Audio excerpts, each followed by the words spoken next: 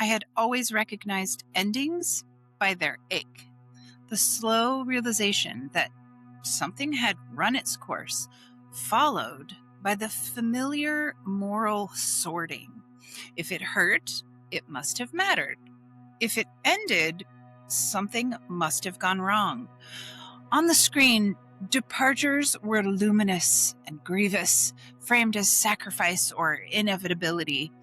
Leaving was noble because it was costly. Staying past the appointed moment was framed as refusal to accept the truth of things. I learned to read endings as verdicts. The one that changed me did not feel like that at all. It came quietly, without any fanfare. A role I had inhabited for years no longer fit the shape of my days. A rhythm that had once carried me began to feel complete, not depleted. I waited for the signal that meant loss, for familiar tightening that announces you're about to abandon something important. Instead, there was surprising steadiness, the sense that nothing was being taken away, only finished. I tried to force the old interpretation onto it. Surely there should be grief. Surely there should be reckoning or regret, or at least a clear explanation.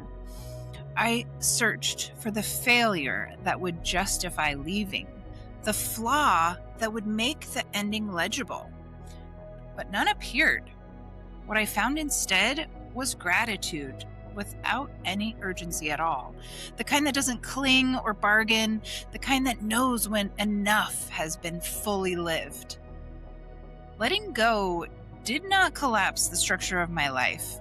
Instead, it opened up space, not the dramatic, empty kind, but a usable openness, like soil that had been rested on purpose.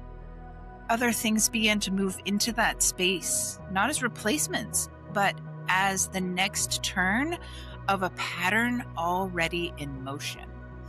I realized how often I had mistaken completion for abandonment, and how deeply I had absorbed the idea that endings must be paid for with sorrow to be valid.